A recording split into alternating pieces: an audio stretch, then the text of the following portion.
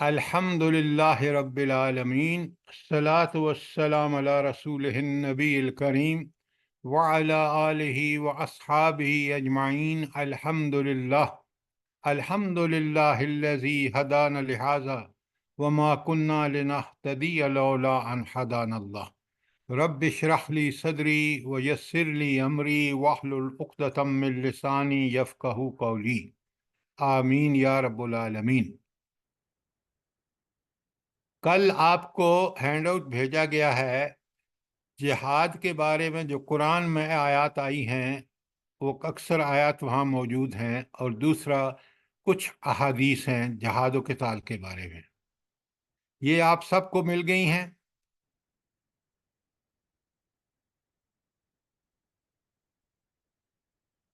ذرا جواب دیا کریں تاکہ ہم آگے چلیں۔ سر جی مل گئی ہیں مگر دیکھ نہیں سکے۔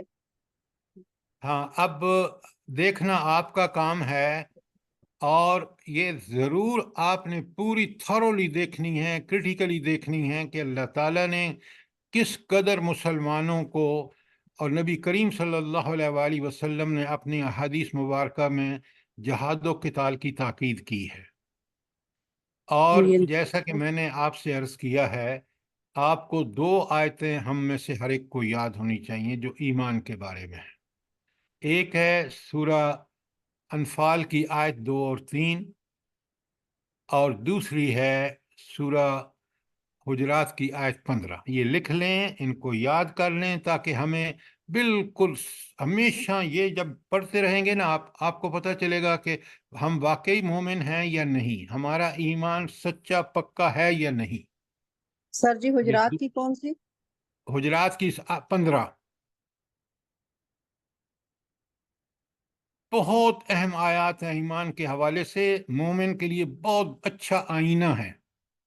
اگر یہ آپ یاد نہیں کریں گے اور ان کو آپ ذہن میں تازہ نہیں رکھیں گے تو آپ اپنے ایمان کو کمزور کر دیں گے۔ جب ایمان کمزور ہوتا چلا جاتا ہے تو پھر انسان جو ہے اس کو گناہ اچھے لگتے ہیں اور نیکیاں اس کو بھلی نہیں معلوم ہوتی۔ یہ بہت بڑا مومن کا خسارہ ہے جو آج آپ دیکھ رہے ہیں۔ لہذا ان دونوں آیات کو یاد کر لیجئے۔ دیکھیں نا، وہاں سورہ اس میں انفال میں دیکھیں نا تو وہاں اللہ تعالیٰ نے ایک بڑی کمال کی بات ارشاد فرمائی ہے۔ بلا کیا ہے وہ؟ وَإِذَا تُلِيَتْ عَلَيْهِمْ آيَاتُهُ زَادَتْهُمْ ایمانا۔ جب بھی ان کے سامنے آیات تلاوت کی جاتی ہیں قرآن مجید کی تو ان کا ایمان بڑھ جاتا ہے۔ یہ ہے وہ معیار، یہ ہے کسوٹی جس پہ مجھے اور آپ کو اپنے ایمان کو دیکھنا چاہیے کہ جب بھی ہم قرآن سنیں، قرآن کی ہر آیت آپ کے ایمان میں اضافہ کرتی ہے۔ بھلا کیسے؟ جلدی بتائیں۔ یہ وہ چیزیں ہیں جو ہمیں اور آپ کو اچھی طرح پتہ ہونی چاہیے۔ دیکھیے میں بتاتا ہوں آپ کو، اگر قرآن جہنم کا ذکر کر رہا ہے اور اس کے انتہائی ہولناک اور خوفناک مناظر قرآن میں جگہ جگہ بیان ہوئے ہیں، تو یہ چیز میرے ایمان میں کیسے اضافہ کرتی ہے؟ جلدی بتائیں۔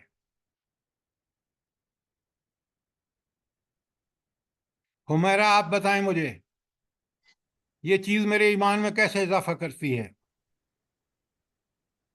سر جی جب اللہ کا ذکر آتا ہے تو دل ڈر جاتے ہیں، اور اللہ ذکر بات نہیں ہے، ذکر نہیں ہے یہاں پہ جہنم کے ہولناک مناظر ہیں۔ جب یہ مناظر میں پڑھتا ہوں تو مجھے فوراً یہ خیال آتا ہے کہ اوہو جہنم اتنی ہولناک ہے، مجھے اس سے بچنا چاہیے۔ اور جب میں اس سے بچنے کے سارے اہتمام کرتا ہوں تو میرا ایمان بڑھتا ہے۔ بات کو ٹھیک سمجھیے، جہنم کے ذکر سے مجھے خوف آتا ہے، میں اس خوف کی وجہ سے برائیوں سے بچتا ہوں، یہی چیز میرے ایمان کا اضافہ ہوتی ہے۔ بات سمجھ آ رہی ہے نہیں آ رہی؟ جی سر جی۔ دیکھیں، قرآن پڑھنے، قرآن سمجھنے کا فائدہ یہ ہونا چاہیے۔ اب یہاں یہ بنیادی بات بتا دی گئی کہ مومن اگر مومن ہے تو قرآن کی ہر آیت سے اس کا ایمان بڑھے گا۔ اچھا، پھر مجھے ایک بات بتائیے، سوال کا جواب دیجئے۔ اگر جنت کے بہت خوبصورت مناظر ایسے حسین کہ کہیں اور ان کا ڈسکرپشن نہیں ملتا، جب وہ پڑھے جاتے ہیں، جنت کے انعامات اور اللہ تعالیٰ کے احسانات بتائے جاتے ہیں، تو میرا ایمان کیسے بڑھتا ہے؟ وہ مناظر دیکھ کے تو خوشی ہوتی ہے اور ہمارا دل کرتا ہے کہ ہم بھی ان مومنین میں شامل ہوں اور اللہ کے احکام کی پابندی کریں، تاکہ اللہ ہم پہ راضی ہو اور ہمیں بھی وہ انعامات ملیں۔ یہی ایمان کا بڑھنا ہے جو آپ نے بات بتائی ہے نا۔ ایمان کا بڑھنا یہ ہے کہ ہمیں شوق پیدا ہو کہ ہمیں یہ جنت اللہ تعالیٰ عطا فرمائے۔ آمین۔ اگر یہ قرآن پڑھ کے نہیں ہوگا تو پھر ہمارا قرآن پڑھ کے ہمارے ایمان میں اضافہ نہیں ہو رہا۔ یہ تو تھا نا جنت کے حسین مناظر اور جہنم کی ہولناکیاں پڑھ کے۔ اب مجھے یہ بتائیں کہ جب میں احکامات والی آیات پڑھتا ہوں مدنی صورتوں میں، تو میرا ایمان کیسے بڑھتا ہے؟ احکام کی پابندی کرنے کو دل کرتا ہے کہ جو میرا رب کہہ رہا ہے ہم ان پہ چلیں، اور اسی طرح سے جو منافقوں کی بتائی گئی ہیں ان چیزوں سے دور رہیں اور ان احکام کی پابندی کریں، تاکہ ہمارا اللہ ہمیں مومنین میں شامل کر لے۔ یہ بات آپ جو کہہ رہے ہیں نا، یہ ادھوری ہے۔ جب میں ان آیات کو پڑھوں گا جن میں احکامات ہیں، اللہ نے بتا دیا ہے کہ احکامات کی پابندی کرنے والے مومن جو ہیں وہ جنت میں جائیں گے۔ یہ ہے وہ چیز مجھے آمادہ کرتی ہے کہ میں ان احکامات پہ عمل کروں۔ یہ ہے ایمان کا بڑھنا۔ اور جن چیزوں سے اللہ تعالیٰ نے منع فرمایا ہے، اگر اس سے میں منع نہیں ہوں گا تو میرا جہنم میرا انجام ہوگا۔ میں ڈر کے ان برے اعمال کو چھوڑ دیتا ہوں۔ یہ ایمان کا بڑھنا ہے۔ بہت اچھی طرح سمجھیے، ہم قرآن کی جو اصل روح ہے نا اس تک پہنچ جائیں گے تو ہمیں مزہ آ جائے گا۔ ہماری سوچ و فکر، ہماری تگ و دو سب کی سب اللہ تعالیٰ کے حکم کے مطابق ہو جائے گی۔ لیکن جب تک ہم قرآن کو غور و فکر سے نہیں پڑھیں گے، اس پر عمل نہیں کریں گے، یہ ایسا ایمان ہمیں نصیب نہیں ہو سکتا۔ اور آج ہمارا سب سے بڑا مسئلہ یہ ہے کہ قرآن ہم پڑھتے ہیں اور وہ گلے سے نیچے نہیں اترتا۔ قرآن انسان سے ڈائریکٹ دل سے بات کرتا ہے۔ قرآن دلوں کی امراض کا علاج ہے۔ شفاء لما فی الصدور۔ آج امت میں سب سے بڑی برائیاں اور خامیاں ان کے دلوں میں، ایمان میں نفاق ہے، کفر ہے، پتہ نہیں کیا نہیں ہے۔ جب تک آپ کو اور مجھے معلوم نہیں ہوگا ہم اپنا علاج کیسے کریں گے، دوسروں کو کیسے سمجھائیں گے کہ برائیوں میں کیوں جا رہے ہیں۔ یہ بات پوری طرح سمجھیے۔ میں اس لیے ان پہ زور دیتا ہوں کہ یہی چیز ہے جو کمی ہے ہمارے اندر، اور ہم تفریق ہی نہیں کر رہے، فرق ہی نہیں کر رہے کہ گناہ کیا ہے، عذاب برائی کیا ہے، اور اچھائی کیا ہے، اچھائی کے کیا فائدے ہیں اور برائی کے کیا نقصانات ہیں۔ اچھا، ایک اور بات بتائیں، اچھائی اور برائی کا معیار کیا ہے؟ کون سی چیز کو ہم اچھا کہیں گے اور کون سی چیز کو برا کہیں گے؟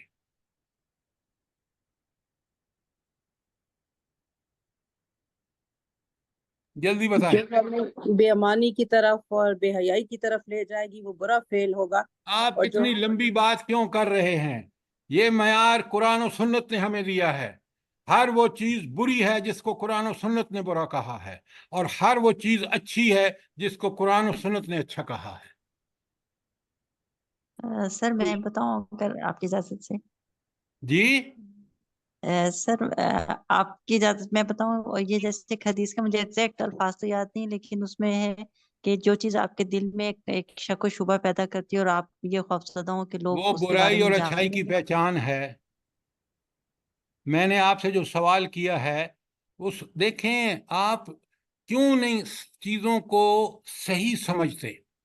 سوال کو سمجھنا آدھا علم ہے۔ چلیں اب یہ چیزیں میں اس لیے بیان کرتا ہوں تاکہ آپ کا ذہن، آپ کی فکر اس چیزوں کو پکڑے، اور پھر آپ دیکھیں کہ قرآن کس طرح ہمیں ہماری فکر کی اصلاح کرتا ہے اور کس طرح عمل کی اصلاح کرتا ہے۔ آپ کو وہ جذبات اور وہ عزم کہ نیکی کرنی ہے، وہ اس وقت صحیح ملے گا جب آپ قرآن کی روح کو سمجھیں گے۔ دیکھیں نا، صحابہ اور صحابیات نے اسی چیز کو سمجھا اور ان کے عزم اور ارادے دیکھے۔ مجھے بتائیں کہ 13 سال مکے میں بالکل وہ پوری ٹیم تیار ہو گئی، جس نے مدینے میں جا کے جب اسلامی ریاست بنی تو ان کو کسی فرد کو ڈھونڈنے کی ضرورت نہیں پیش آئی، تربیت ہو چکی تھی، اور تربیت کی ہے قرآن و سنت نے۔ آج ہماری تربیت قرآن و سنت سے نہیں ہوئی، نہ گھروں میں، نہ کالجوں میں، نہ اسکولوں میں، نہ یونیورسٹیوں میں۔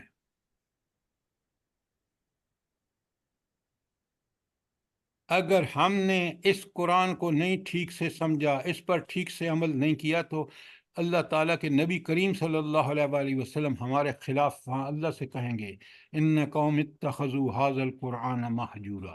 پھر آپ کیا کریں گے اور میں کیا کروں گا؟ بتائیں۔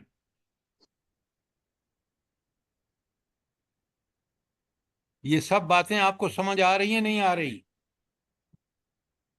آ رہی ہیں۔ آپ قرآن کو ایک عام کتاب نہ سمجھیے، یہ روئے زمین پر اللہ تعالیٰ کی سب سے بڑی نعمت ہے۔ ہدایت کا صحیح، بالکل 100% کریکٹ راستہ قرآن ہے، باقی سب جتنا قرآن سے ہٹا ہوا ہے اتنی بڑی گمراہی ہے۔ آج ہم ڈگریاں لے کے کہتے ہیں کہ میں نے تو فلاں ڈگری لے لی ہے۔ او بھائی، آپ کو دنیاوی علوم کا تو شاید کوئی تجربہ ہو گیا ہو، آخرت کے بارے میں آپ کا علم زیرو ہے، ایسا شخص جاہل ہے، چاہے اس کے پاس پی ایچ ڈی کیوں نہ ہو۔ یہ بات سمجھیے، یہ باتیں بڑی اللہ تعالیٰ کے لیے، ہدایت کے لیے یہ چیزیں سمجھ ہونا مومن کا انتہائی ضروری ہے۔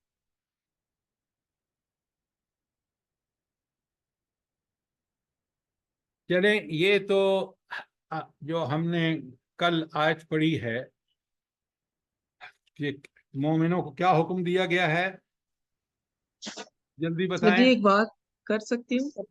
جی فرمائیے۔ جی سر جی، وہ میں یہ کہنے لگی تھی کہ اس چیز نے کتنا پردہ ڈال دیا ہے ہماری آنکھوں کے اوپر کہ وہ اس چیز سے ہم نکل ہی نہیں رہے۔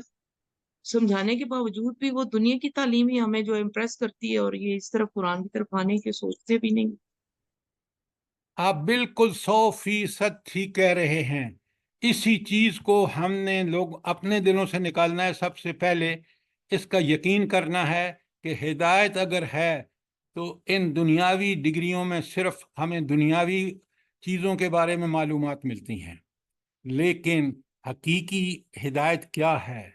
وہ ہدایت قرآن اور سنت۔ اسی کے لیے اللہ رب العالمین جو الرحمن اور رحیم ہے اور الحکیم ہے، اس نے یہ بندوبست کیا ہے کہ اپنے انبیاء کے ذریعے اور ان پر جو کتابیں نازل کی ہیں، بالخصوص آخری کتاب قرآن، جو قیامت تک کے لیے ہدایت کا منبع اور سرچشمہ ہے، اور اگر آپ اور میں نے اس سے ہدایت نہیں لی تو پھر جہالت اور گمراہی۔ یہ چیز آپ کو، مجھے بھی سمجھنی چاہیے، آپ کو بھی، اور ہمیں سمجھانی چاہیے۔ میری گزارش آپ کو سمجھ آ گئی ہے؟ جی جی سر جی، الحمدللہ۔ اچھا، اب جہاں تک معلومات کا تعلق ہے، آپ دیکھ لیں کہ کل ہم نے آیت پڑھی ہے کہ ان اللہ یحب الذین یقاتلون فی سبیلہ صفا کانہم بنیان مرصوص۔ اب میں نے آپ کو اسی جہاد و قتال کے بارے میں ساری آیات اور اکثر احادیث بھیج دی ہیں۔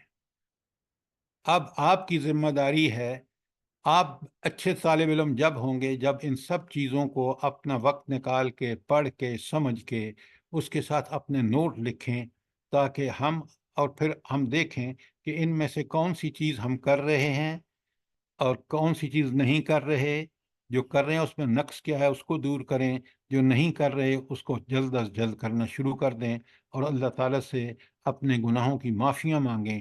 توبہ کا دروازہ اس شخص کے لیے کھلا ہے جو اپنی اصلاح چاہتا ہے۔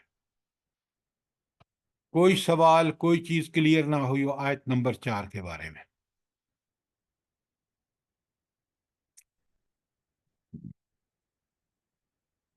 اب آ جائیے آیت نمبر 5 پر۔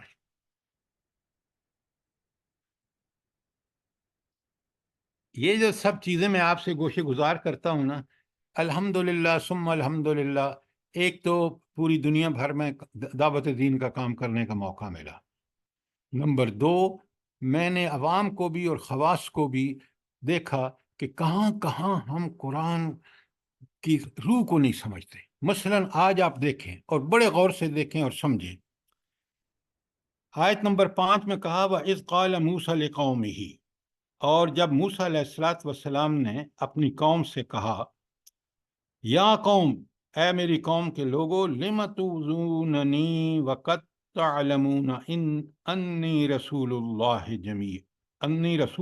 إِلَيْكُمْ، تم مجھے کیوں ایذا دیتے ہو، اے بنی اسرائیل یا اے میری قوم کے لوگو، تم مجھے کیوں ایذا دیتے ہو حالانکہ تم جانتے ہو کہ میں اللہ کا رسول ہوں۔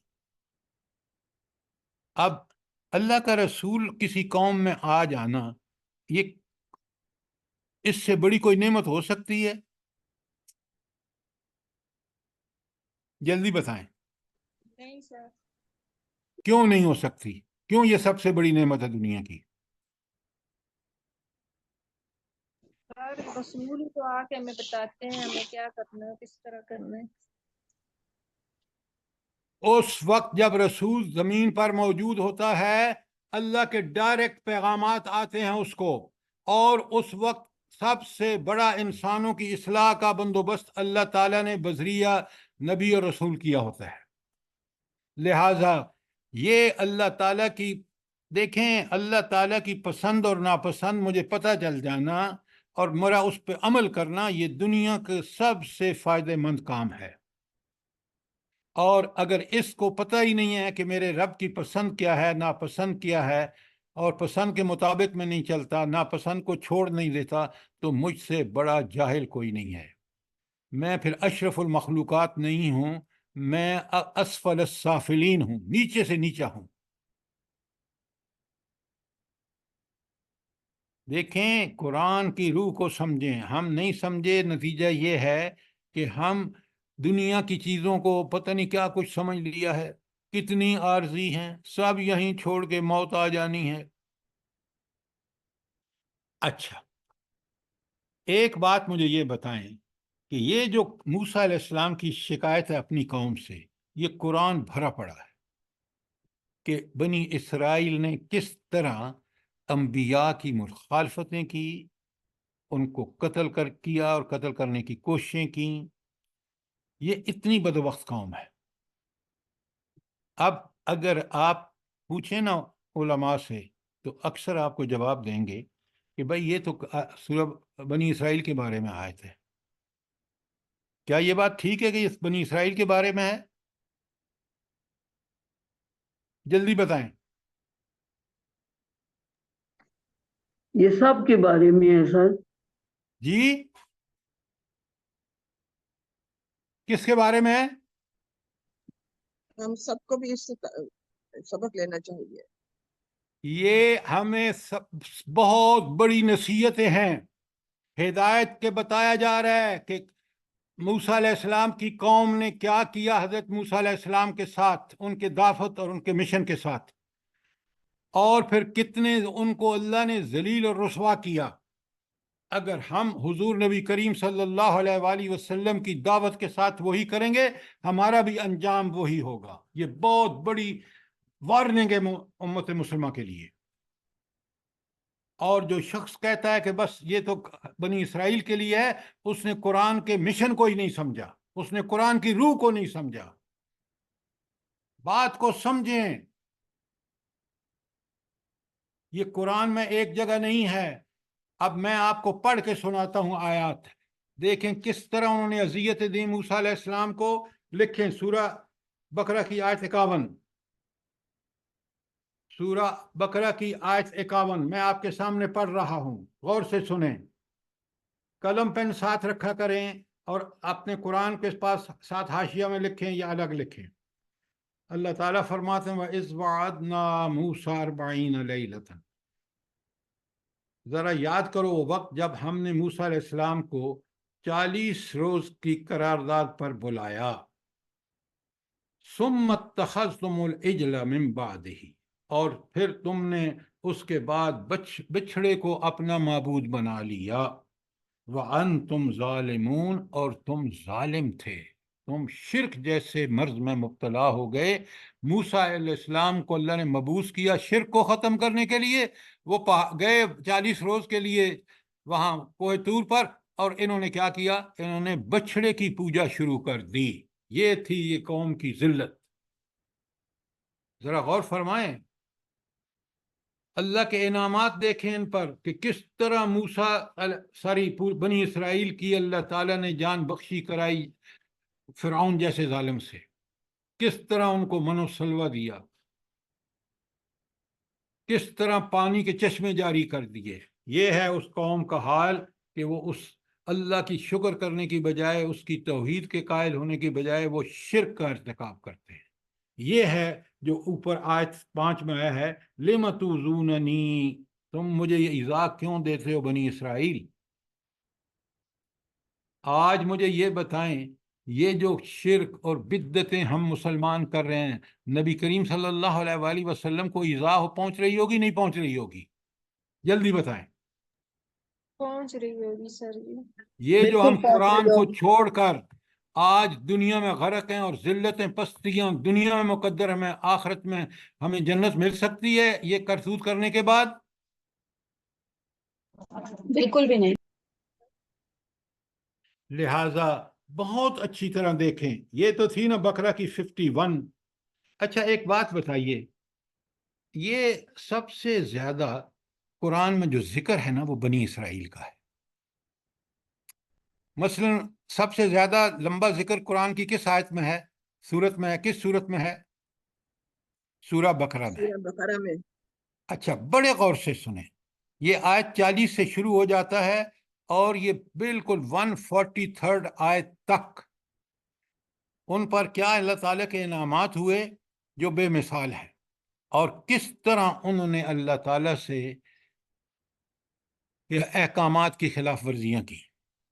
बकरा की 51 आप सुन चुके हैं, अब बकरा की 55 सुनिए। वइज़ कुल तुम, और जब तुमने कहा, या मूसा, ए मूसा अलैहिस्सलातु वस्सलाम, Welcome to लन तो Faster मिन Bluetooth लका, speaker. हम तो तुम पर ईमान लाएंगे ही नहीं, हत्ता नरल्लाह जहरतन, यहाँ तक कि उस जिस अल्लाह की बातें बताते जब तक हम अपनी आंख से उसको नहीं देखें हम तुम पर ईमान नहीं लाएंगे। क्या बेवकूफ़ी, जहालत की इंतहा है।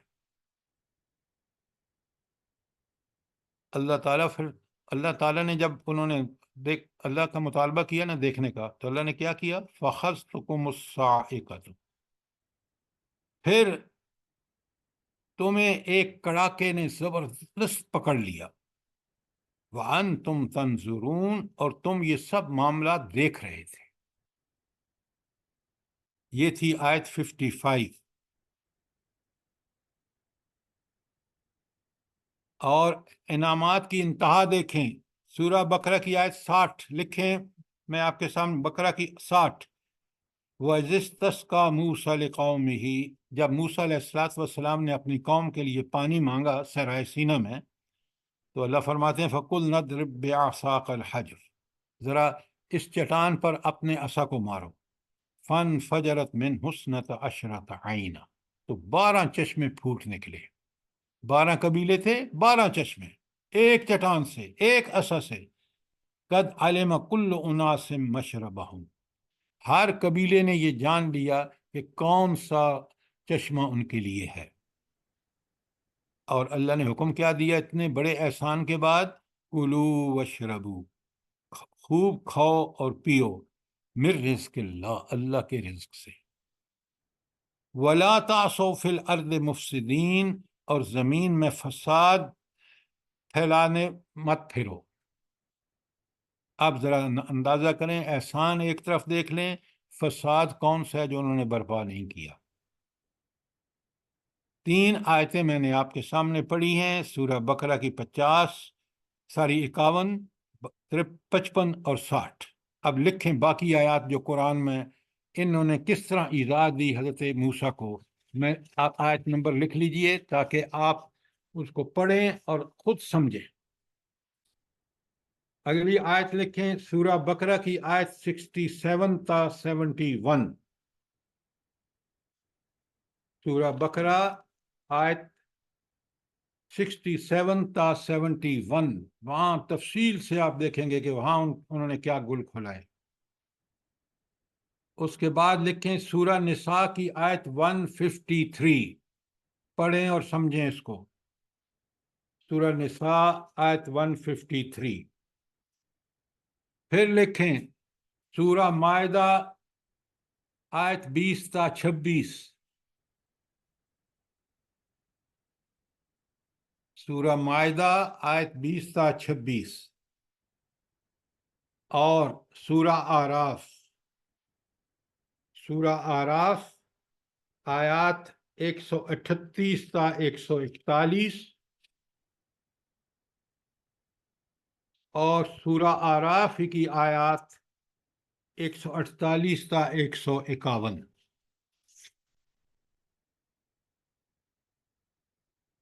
سورہ آراف آیات 148 تا 151۔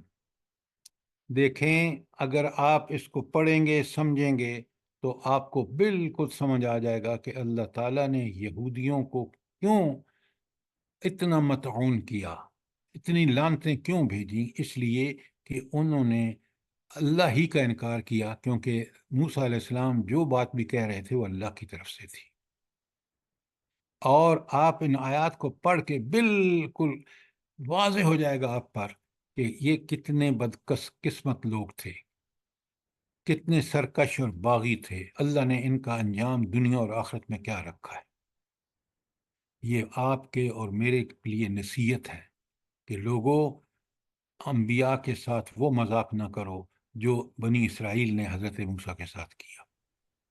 سر جی ابھی بھی یہی لوگ ہیں جو ہمارے غزہ کے مسلمانوں پہ ظلم کر رہے ہیں؟ آپ غور فرمائیں، یہ وہ لوگ ہیں جنہوں نے تحریف کر دی ہے اس میں،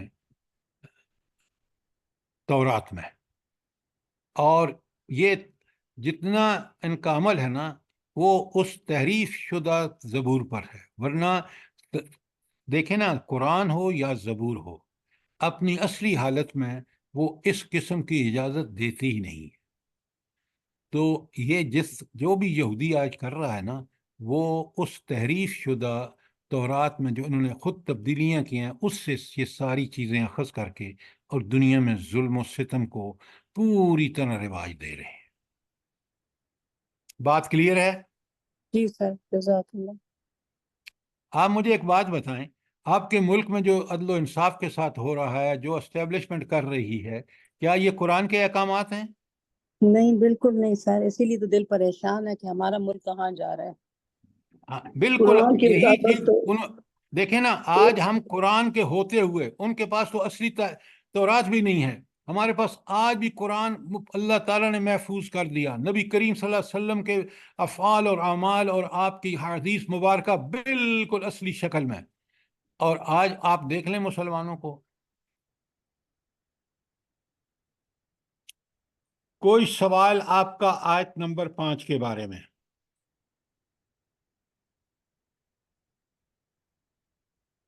جب بھی آپ پڑھیں بنی اسرائیل کو اور ان کے ان رویوں کو، تو ہم دیکھیں کہ کہیں ہم بھی اپنے رسول صلی اللہ علیہ وسلم، اپنی اللہ کی کتاب قرآن مجید کے ساتھ وہی کچھ تو نہیں کر رہے جو موسیٰ علیہ السلام کے ساتھ بنی اسرائیل نے کیا، جو تورات کے ساتھ انہوں نے کیا۔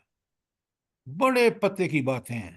ہدایت کے لیے دیکھیں نا، سابقہ امتوں کی گمراہیاں اور ان پر اس گمراہی کے نتیجے میں اللہ تعالیٰ کا غضب کیسے نازل ہوا، یہ وہ چیزیں جو ہمیں عملاً ہمارے ذہن میں ثبوت فراہم کرتی ہے کہ دیکھ لو، یہ کرو گے اس کا نتیجہ یہ ہوگا۔ सर लोग, हमारे लोग तो सर जी सारे वो बुरे अमाल कर रहे हैं। उन लोगों ने तो, उनके रसूलों ने जो कहा, उम्मत ने एक एक गुनाह किया और अजाब आया, और हमारे लोगों ने तो कोई कसर ही नहीं छोड़ी, सारे काम कर रहे हैं। ये आप ठीक कह रहे हैं, लेकिन क्यों कर रहे हैं मुझे बताएं ना, वजह वो क्या है? कुरान से दूर है, कुरान से दूर है, कुरान हदीस से। से दूर हैं, नबी करीम सल्लल्लाहु अलैहि वसल्लम की सीरत से दूर हैं। पहली कौमों ने की गुमराही की वजह यही थी, आज हमारी गुमराही की भी वजह यह है। और उसका एक ही इलाज है कि हम तौबा ताइब होकर कुरान की तरफ पलटें। देखें, ये हम जो कुरान पढ़ रहे हैं, समझ रहे हैं, यही वो चीजें हैं जो हमारे समझने की हैं। कहीं हम भी वही गलती ना करें कि बस कुरान पढ़ लिया सवाब मिल गया। कुरान पढ़ के सवाब लेने के लिए नहीं आया, कुरान पढ़ के, समझ के, गौर व फिक्र करके इसके निज़ाम को, अक्लो, हर जगह पर आप परख सकते हैं कि ये कुरान का एक एक अमल, एक एक हुक्म बिल्कुल परफेक्ट है। क्यों? वो अल्लाह ताला खुद परफेक्ट है। उसके हर हुक्म, हर तालीम, हर चीज जो उसने की है वो बिल्कुल नक्शों से पाक है। सुबहान अल्लाह। सब्बह लिल्लाहि मा फिस समावाति व मा फिल अर्द व हुवल अजीजुल हकीम। इसका मतलब क्या है? ये आयत खोल खोल के मैंने आपके सामने बयान की है कि हक सिर्फ वही है, अरे हक सिर्फ वही है। सर जी, मैं उनकी रविश पे वो जरा गौर कर रही थी, बनी इसराइल के। तो सर जी, अल्लाह ने जैसे बढ़ाया, बताया कि मैं इनकी सरकशी में इनको बढ़ाता चला जाऊंगा, और आज के लिहाज से देखा जाए तो ये तो बहुत ज्यादा बढ़ गए अपनी सरकशी, यानी जैसे कि ये बस जुल्म और ज्यादती करे। अल्लाह का अजाब का कोड़ा बरसने वाला है क़यामत की शक्ल में। हमारे लिए सबसे अच्छा मौका ये, फौरन तौबा ताइब होके कुरान की तरफ पलटे। आयत नंबर 5 के बारे में कोई सवाल, कोई चीज क्लियर ना हुई हो?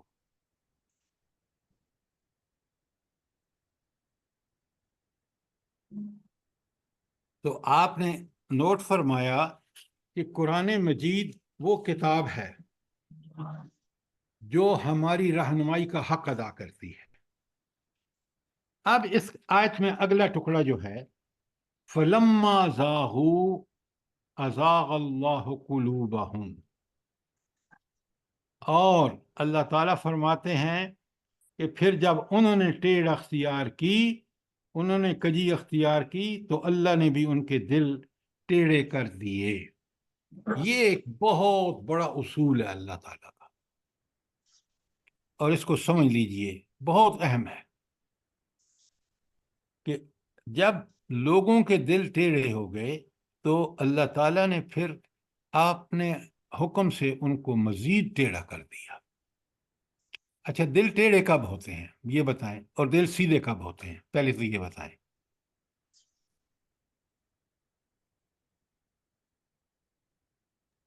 ये जब चीजें बड़े गौर से अल्लाह समझें। ताला अपनी याद से दूर कर देता है, अल्लाह उन्हें अपनी याद से परे कर देता है, धुतकार देता है, नहीं मौका। नहीं नहीं नहीं नहीं, ये बात का मामला है, यही गलती है आपकी।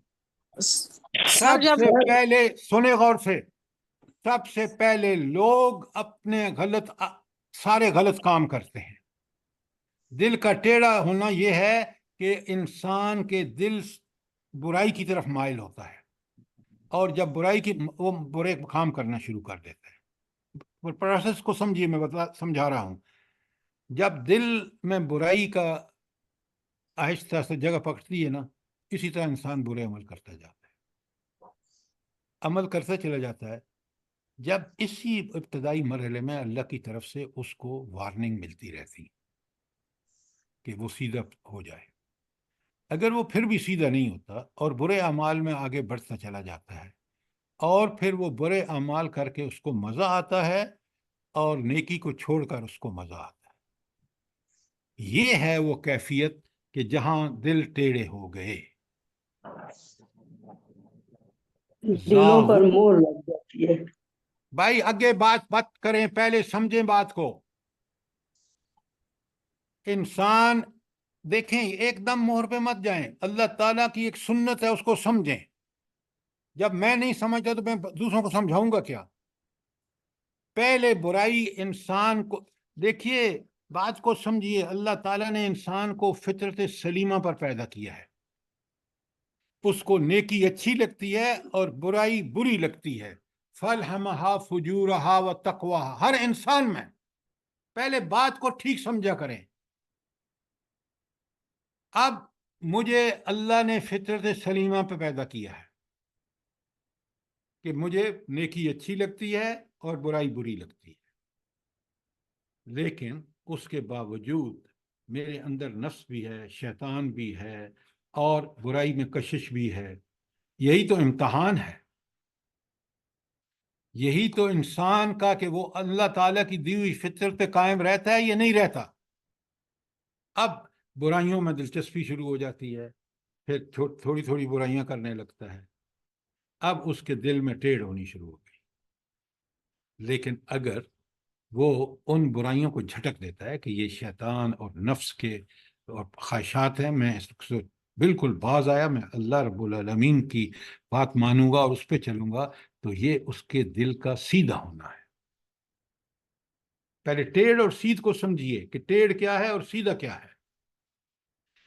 اب جب ایک برائی کرتا ہے، دوسری کرتا ہے، حتیٰ کہ کرتے کرتے اس کو برائی میں مزہ آنے لگتا ہے اور نیکی میں نفرت بڑھتی جاتی ہے، کیونکہ دونوں ایک ساتھ نہیں ہو سکتی۔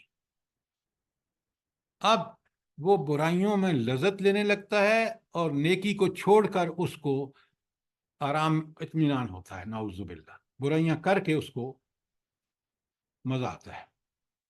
یہ ہے وہ مقام جہاں پر زاغو، کہ اس کے دل میں اب ٹیڑھ پکی ہو گئی ہے۔ یہاں پر جب پہنچتا ہے کہ اس کو برائی اچھی لگتی ہے، نیکی بری لگتی ہے، اور برائیوں پر لذت لیتا ہے، وہاں آ کے اللہ تعالیٰ ازاغ اللہ قلوبہم، ان کے دلوں کو ٹیڑھ کر بالکل ٹیڑھا کر دیتا ہے۔ اب اس کی طرف سے اس کو توفیق نہیں ملتی۔ بات کو پوری طرح سمجھے۔ اب جب اس کو توفیق نیکی کی نہیں ملتی، اللہ نے اس کو دھتکار دیا، اللہ نے اس کو لعنت کر دی، اب وہ برائیوں میں شیطان کے پیچھے چل رہا ہے، شیطان کے حوالے ہو گئے۔ اور یہ ہے وہ موقع جب اللہ تعالیٰ مہر لگاتا ہے۔ مہر پہلے نہیں لگتی۔ اب سوال کریں اگر بات کلیئر نہیں ہے تو یہاں پر یہ جو بات اللہ تعالیٰ نے ارشاد فرمائی ہے، فَلَمَّا زَاغُوا أَزَاغَ اللَّهُ قُلُوبَهُمْ، یہ ہے اس کی تشریح، اور اگر کوئی سوال ہے تو ضرور کریں۔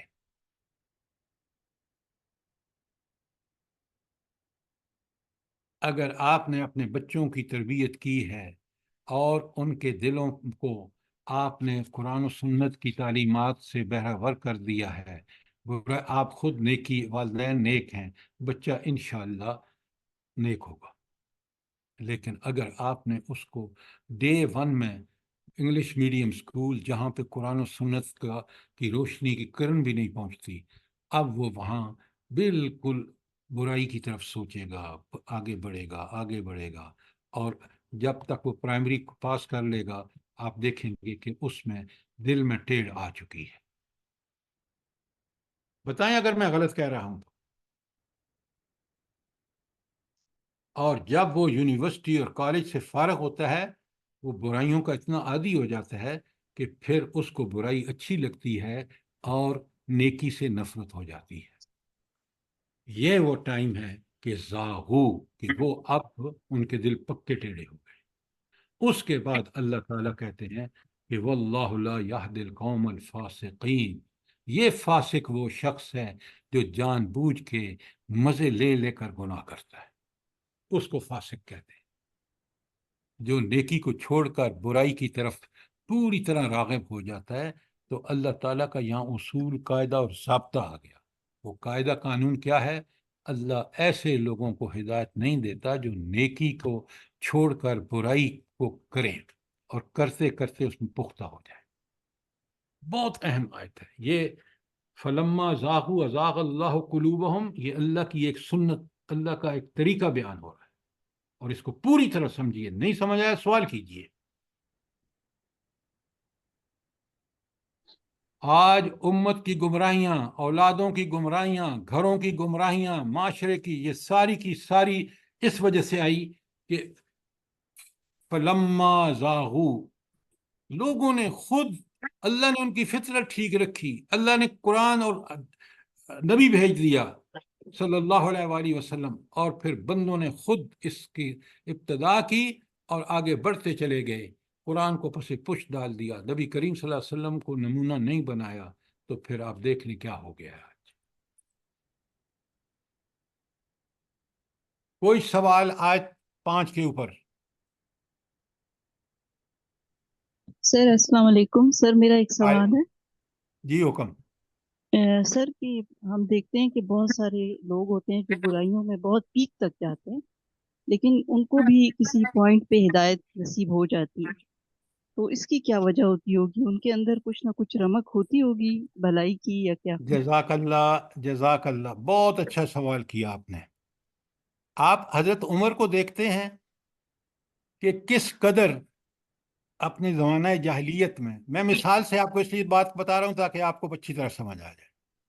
اچھا، تو آپ دیکھتے ہیں کہ وہ شخص مارتا تھا جا کے ان غریب مظلوم عورتوں کو جو غلام تھی، حضرت لبینہ وغیرہ، لیکن اب وہ بندہ کیونکہ فکر تو اس کی بہرحال بہتر تھی، اب انہوں نے 3-4 واقعات دیکھے۔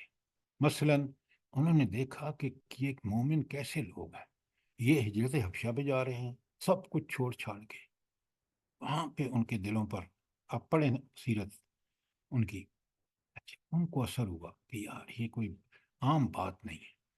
پھر وہ جب نبی کریم صلی اللہ علیہ وآلہ وسلم کو قرآن سنتے تھے چھپ چھپ کر، وہ واقعہ بھی آپ کو پتہ ہے، اب اللہ تعالیٰ ایسے واقعات ان کے سامنے رکھ رہا تھا کہ جن سے ان کے اندر، کیونکہ سوچ و فکر کرنے کا مادہ موجود تھا، اور انہوں نے عصبیت کو جب چھوڑا اور اس بات کو سمجھا، قرآن کو اور ان لوگوں کے جذبات کو، مہاجرین کے، تو وہ دیکھیں نا، ایک شخص اپنی بہن کو مار رہا ہے، وہ لو لہان ہو گئی ہے، اور وہ کہتی ہے عمر کر لے جو کچھ کرنا ہے۔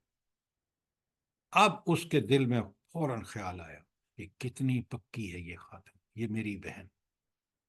اس وقت فوراً اس نے کہا کہ مجھے لے چلو۔ تو اللہ تعالیٰ حالات اور واقعات لوگوں کے سامنے آتے رہتے ہیں، اس سے اولو الالباب جو ہیں وہ بالآخر اللہ ان کو توبہ کی توفیق عطا فرما دیتا ہے، وہ فوراً پلٹتے ہیں۔ پھر اس عمر کی زندگی دیکھیں، یہ عمر رضی اللہ تعالیٰ عنہ ایسا شخص ہے کہ حضور فرماتے ہیں کہ شیطان بھی اس گلی سے بھاگ جاتا ہے جہاں پہ عمر گزر۔ تو جو حدیث ہے نا کہ جو جہالت میں سب سے آگے تھے، وہ ایمان لانے والوں میں بھی سب سے آگے آ گئے جب ایمان لے آئے۔ تو لہٰذا یہ ہر آدمی کی زندگی میں واقعات ہوتے رہتے ہیں، لیکن جس کی اللہ مہر لگا دے نا، وہ پھر فاسقین جن کو مزہ ہی آئے اور نیکی کی طرف سوچیں بھی نہیں، تو یہ ایکسیپشنل کیس ہیں جو سوچتے ہیں، غور و فکر کرتے ہیں، اور پھر وہ ایمان لے آتے ہیں۔ بات سر جی کلیئر ایک ہے؟ سوال سر جی اسرار احمد بھی کہتے ہیں نا سوال کہ ہے میں سر جی۔ پہلے جو تھا تو پہلے ایک منٹ ڈاکٹر صاحبہ، یہ بات کلیئر ہے؟ جی سر، جزاک اللہ، بہت عمدہ مثال دی ہے سر آپ نے حضرت عمر رضی اللہ تعالیٰ عنہ کی۔ جزاک اللہ۔ جی اب دوسرا سوال۔ سر جی نہیں وہ میں یہ کہہ رہی سوال تھی ہے کہ کہ کیا اسرار احمد عمر رضی اللہ عنہ کے لیے جو آپ سب نے دعا کی تھی وہ بھی اس میں ہی آئے گا؟ یہ بات آپ نے بہت اچھی کی ہے۔ اللہ کے رسول صلی اللہ علیہ وآلہ وسلم ان دو میں سے کسی ایک کے مسلمان ہونے کی دعائیں مانگتے تھے۔ ایک تھا ابو جہل اور دوسرا تھے عمر رضی اللہ تعالیٰ۔ تو دعائیں کام کرتی ہیں، کوئی شبہ نہیں، اور خاص کر نبی کریم صلی اللہ علیہ وآلہ وسلم کی دعا۔ تو لیکن جب تک ایک بات یاد رکھیں، جہاں، اور یہ اللہ کا اصول یاد رکھیں، اللہ تعالیٰ ہدایت اس کو دیتا ہے جو ہدایت کا طالب ہو۔ کبھی اللہ نے اس کو ہدایت نہیں دی جو بے پرواہی اختیار کرے۔ پورا قرآن پڑھ لیں تو حضرت عمر کے اندر حق اور باطل کو ناپنے کا جو پیمانہ تھا نا، وہ موجود تھا۔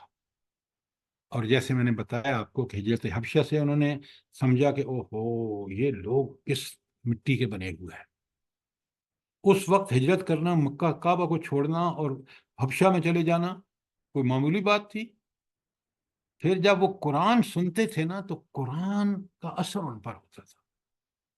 دعا اپنی جگہ ہے لیکن ان کے اپنے بھی اس میں کنٹریبیوشن تھا. لہٰذا صرف دعاؤں سے اسلام آتا نا تو آپ کی اور میری دعاؤں سے ہماری اولادیں بالکل مومن ہوتی. اب بات سمجھ آ گئی آپ کو؟ جی سر جی. دعائیں کرنی چاہیے، کرتا اللہ تعالیٰ ہے، لیکن جب تک ہدایت کے معاملے میں اللہ تعالیٰ کا فیصلہ یہ ہے کہ جب تک بندہ خود اللہ کی طرف رغبت نہیں کرے گا، تو اللہ غنی عن العالمین ہے، وہ سارے جہانوں سے بے پرواہ ہے. ہاں لیکن وہ بڑی پرواہ کرتا ہے اس بندے کی جو ایک قدم چل کے آتا ہے، اللہ 10 قدم ہوتا ہے. اس بات کو سمجھیے، یہی قرآن کے نکات ہیں جو اگر مجھے اور آپ کو سمجھ آ جائیں تو ہم توبہ کرتے وقت ہمیں مزہ آئے گا.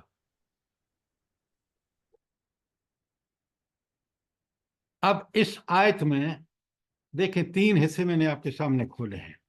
پہلا کہ یہ بنی اسرائیل کتنے حضرت موسیٰ کو تکلیفیں عزیز نے دیتی تھی، قرآن کے دوسری جگہوں سے آپ کے سامنے. تیسرا اللہ کی سنت کہ فلما زاغوا ازاغ اللہ قلوبہم. اور تیسری بات کہ اللہ فاسقوں کو ہدایت نہیں دیتا. یہ فاسق کون ہے؟ اب اگر کوئی بات کلیئر نہیں ہے تو پوچھ لیں.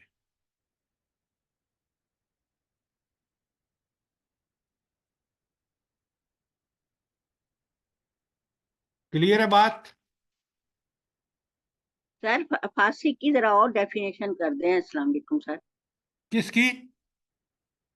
فاسق کس کس کس کس کون کون سے کام کرتے ہیں جو کہ بتایا جائے کہ یہ فاسق؟ اچھا سنیں، اصل میں ہر چیز کے کچھ درجے ہوتے ہیں. عام جو اللہ تعالیٰ کی نافرمانی کرتا ہے نا، ہم اس کو بھی فاسق کہتے ہیں. لیکن یہاں فاسق تک سیاق و سباق سے جب پڑھتے ہیں تو آپ کو پتہ چلتا ہے کہ فاسق وہ ہے جو نیکی کو کرنا اس کے لیے مشکل اور برائی میں لذت لینا اس کو کرنا آسان. تو آیت کا سیاق و سباق اس کو متعین کرے گا کہ یہاں فاسق کس معنی میں آیا ہے. اسی لیے قرآن مجید میں غور و فکر کرنا بہت ضروری ہے. آپ ایک جگہ کو دوسری جگہ نہیں لگا سکتے.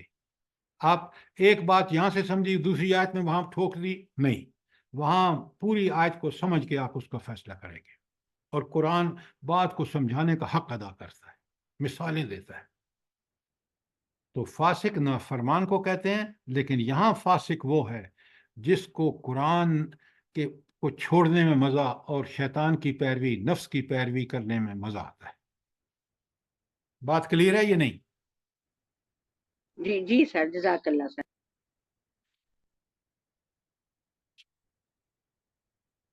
اگر کوئی ابھی بھی سوال ہو، کیونکہ یہ آیت بہت اہم تھی، میں نے اس کو بہت کوشش کی ہے کہ اس کو اچھی طرح کھول دوں.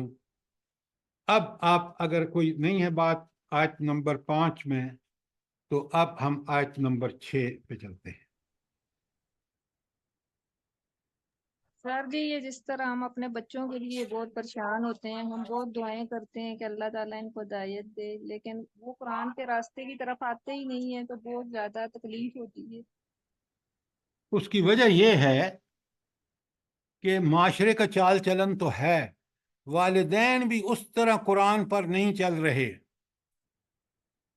بچے دیکھتے ہیں کہ یہ قرآن کے ساتھ واجبی سا تعلق ہے ہمارے والدین کا، اور باہر جا کے دیکھتے ہیں کہ لوگوں کا قرآن سے کوئی تعلق ہی نہیں ہے اور وہ دنیا کی پرستی میں لگے ہوئے ہیں.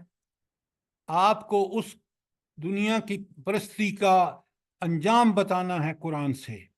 قرآن ان کو سینوں میں اتارنا ہے. قرآن ہمارے گلے تک نہیں رہنا چاہیے.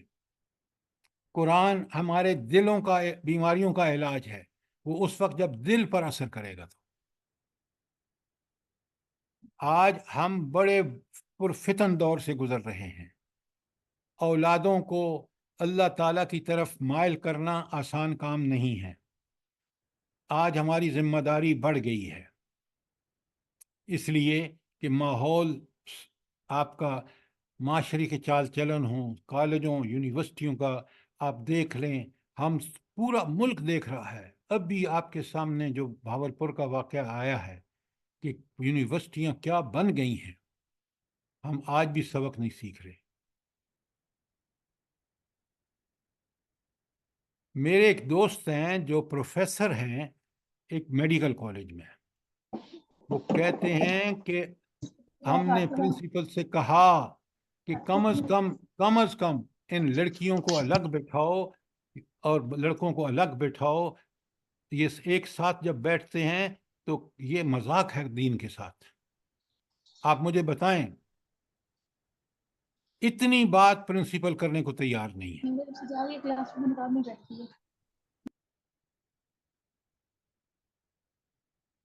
اچھا، آیت نمبر 5 کلیئر ہے؟ کوئی سوال نہیں ہے تو میں آیت نمبر 6 پہ چلتا ہوں۔ اچھا، ایک چیز اور دیکھیں کہ یہاں بھی بنی اسرائیلی کے بارے میں بات ہے۔ وَإِذْ قَالَ عِيسَى ابْنُ مریم، جب کہا حضرت عیسیٰ ابن مریم نے، یہ آخری رسول ہیں کس کے بلا؟ جو بنی اسرائیل کی طرف بھیجے گئے تھے۔ حضرت عیسیٰ آخری رسول ہیں۔ اب انہوں نے آ کے کہا کس سے؟ بنی اسرائیل سے، انی رسول اللہ علیکم، میں تمہاری طرف اللہ تعالیٰ کا رسول ہوں۔ یہ اعزاز دنیا میں کہ اللہ کسی کو رسالت کے لیے چن لے، اس سے بڑا اعزاز کوئی ہو نہیں سکتا۔ اور پھر وہ کیا کہتے ہیں کہ ایک تو میں نمبر 1 تمہارے اللہ کی تعالیٰ کی طرف سے میں رسول بھیجا گیا، نمبر 2 مصدقا لما بین یدی من التورات، اور تصدیق کرنے والا ہوں اس تورات کی جو مجھ سے پہلے موجود ہے۔ یعنی یہ اس کی بات کی شہادت اور گواہی تھی کہ وہ اللہ کے رسول ہیں، کہ وہ تورات جو ان کے پاس موسیٰ کی شریعت آئی تھی، اس نئی شریعت نہیں آئی تھی، وہ اسی کی تائید کر رہے تھے۔ اور ایک اور جو بڑی خوشخبری دے رہے ہیں، ذرا سوچیں کیا خوشخبری ہے؟ وَمُبَشِّرًا، اور میں آپ کو بشارت دیتا ہوں، بِرَسُولٍ، ایک رسول کی، یاتی من بعدی، جو میرے بعد آئے گا، اسمہ احمد، اس کا نام احمد ہوگا، صلی اللہ علیہ وآلہ وسلم۔ اب ذرا آپ دیکھیں، 3 باتیں انہوں نے کہیں۔ پہلی کہ میں اللہ کا رسول ہوں، نمبر 2 میں تورات کی تائید کرتا ہوں، نمبر 3 ایک رسول میرے بعد آئے گا، اس کا نام احمد ہوگا، صلی اللہ علیہ وسلم۔ گویا یہ بنی اسرائیل کے لیے بہت بڑی بشارت تھی، خود حضرت عیسیٰ کا آنا، اور پھر حضرت عیسیٰ کا اپنی رسالت کے بارے میں یہ ثبوت فراہم کرنا کہ میں تورات ہی پر عمل کرنے والا ہوں، اسی کی جو وہ ہے شریعت، اسی کا پابند ہوں، اور تیسری بات کہ میرے بعد ایک اور رسول آئے گا۔ اب یہ 3 جو خوشخبریاں تھیں، چاہیے تو یہ تھا کہ بنی اسرائیل اس پہ خوشیاں مناتے۔ اب انہوں نے کیا کیا؟ ذرا سوچیں کتنی بدقسمت قوم ہے۔ فَلَمَّا جَاءَهُم بِالْبَيِّنَاتِ، جب وہ آیا بینات کے ساتھ، واضح دلائل لے کر آیا۔ یہ کیا بینات تھے جو حضرت موسیٰ لے کے آئے تھے؟ سر یہاں پہ تو عیسیٰ علیہ السلام کا ذکر ہو رہا ہے جی سر، اس آیت میں تو عیسیٰ علیہ السلام کا ذکر ہو رہا ہے۔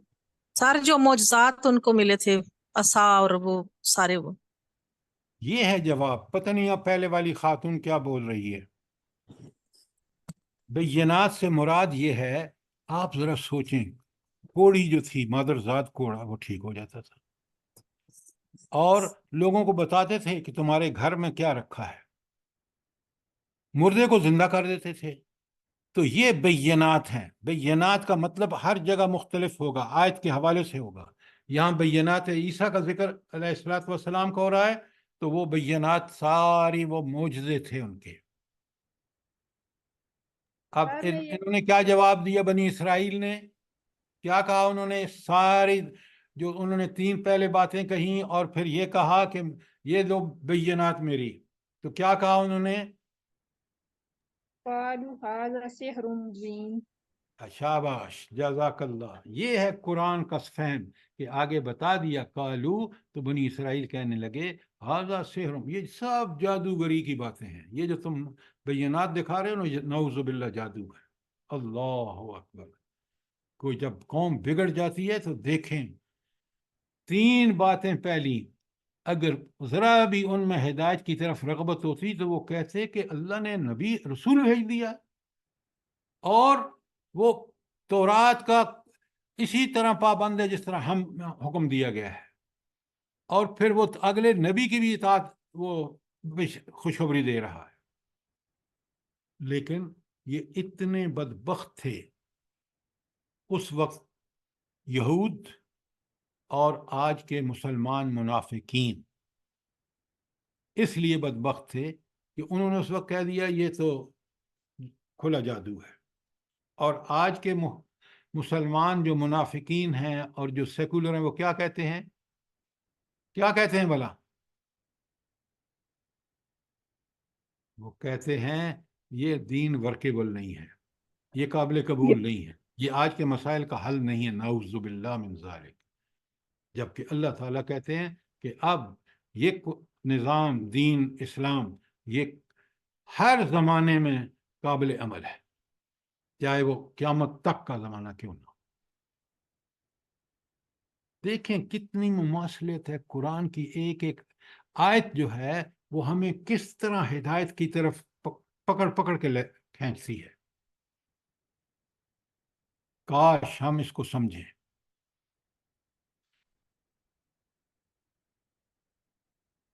کوئی سوال اس کے بارے میں؟ اچھا یہ بتائیں کہ انہوں نے کیوں کہا کہ یہ کھلا جادو ہے؟ کیوں کہا؟ پچھلی آیت میں اس کا جواب ہے، جلدی بتائیں. چلے میں نے ہنٹ بھی دے دیا.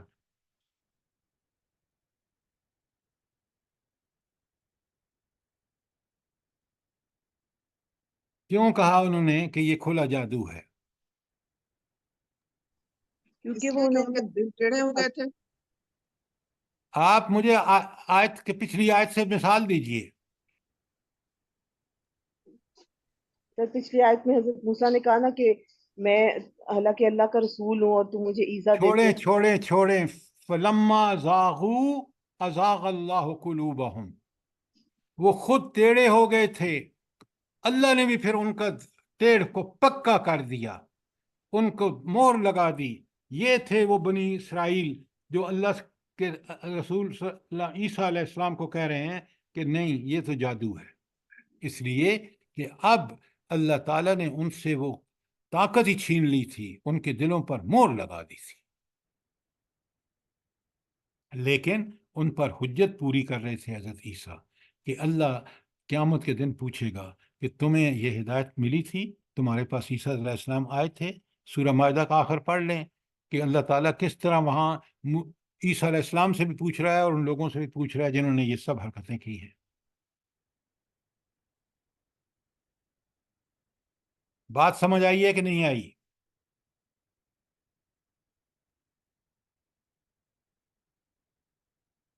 جلدی بتایا کریں تاکہ مجھے اندازہ ہو کہ بات آپ سمجھ رہے ہیں، آپ جاگ کے بیٹھے ہوئے ہیں. جی سر، جی سر. فلما جاءہم بالبینات سے مراد حضرت محمد صلی اللہ علیہ وسلم تو ہو سکتے ہیں کہ وہ ان کی خوشخبری کا واضح دلیل تھی، اور ان کو بھی سحر مبین کہا. بینات صرف حضرت عیسیٰ کے معجزے ہیں، وہاں بینات نبی کریم صلی اللہ علیہ وسلم بعد میں آئیں گے جب ان کا ظہور ہوگا. لیکن بینات وہ سارے، وہاں بینات سے مراد وہ سارے معجزے ہیں جو حضرت عیسیٰ السلام نے لوگوں کو دکھائے. بات کلیئر ہے نہیں کلیئر؟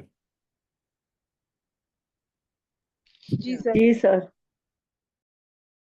اچھا اب آگے چلتے، نہیں ٹائم ہو سر گیا جی ہے. ایک سوال ہے سر. جی سر جی فرمائیں. جو احمد نام ہے، اللہ تعالیٰ نے تورات میں جو ہے نبی کریم صلی اللہ علیہ وسلم نے کا رکھا تھا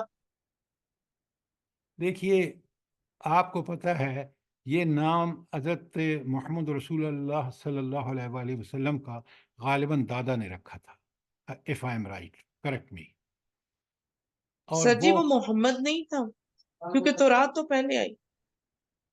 میری بات سنیں، ایک نام محمد رکھا گیا اور کسی نے دوسرا نام آپ ہی کے قبیلے میں سے احمد رکھا تھا، قرآن میں موجود ہے، ساری سیرت کے واقعات میں یہ موجود ہے.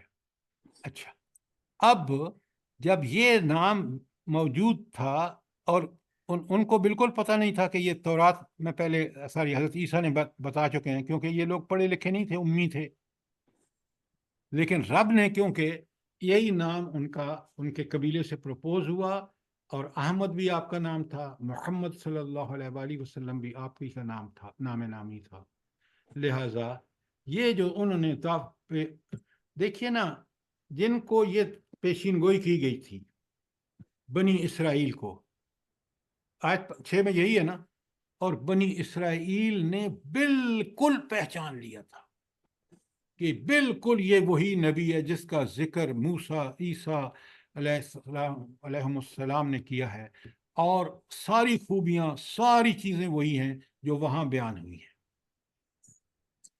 تعصب ایسا بری چیز ہے، انہوں نے کہا کیونکہ یہ امیوں میں آیا ہے، آگے آ رہا ہے، ان پڑھوں میں نبی آیا ہے، لہذا ہم اس کو مان کے نہیں دیتے. نبی تو آنا چاہیے تھا بنی اسرائیل میں، کیونکہ سارے انبیاء وہاں آئے ہیں. یہ ان کا لیم ایکسکیوز تھا، جب ایمان نہیں لائے دھتکارے گئے اللہ تعالیٰ کی طرف سے.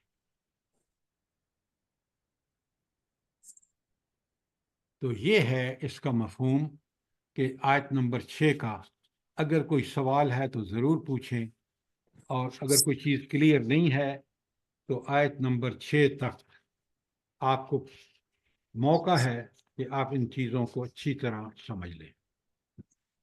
سر جو یہ آیت نمبر 6 ہے جو احمد نام کے بارے میں، اس سے بہت سے لوگ گمراہ ہوئے ہیں. یہ قادیانیوں نے کہا ہے کہ یہ دیکھیں آخری نبی کا نام احمد تھا. تو اس سے نا میری جاننے والی ان میں خود بتایا کہ ان کا بیٹا گمراہ ہو گیا اور وہ قادیانی ہو گیا تھا. گزارش یہ ہے کہ جب قرآن کو پڑھیں گے نہیں، قرآن کو سمجھیں گے نہیں، نبی کریم صلی اللہ علیہ وسلم کی سیرت کو نہیں پڑھیں گے، تو پھر ایسے لوگ جو ہے ان کو اللہ تعالیٰ ہدایت نہیں دیتا جو قرآن اور سنت سے ہدایت نہیں لیتے. یہ بات آپ کی ٹھیک ہے، قادیانیوں سے بات کریں، وہ بھی لعین جو دوسرے نبی پر ایمان لے کے آئے ہیں، بالکل غلط ہے، بالکل غلط ہے. لہٰذا آپ کو ہمیشہ اللہ تعالیٰ نے ہم پر بڑا احسان کیا، اور ہم اسی قرآن اور نبی کریم صلی اللہ علیہ وسلم سے ہدایت لیں.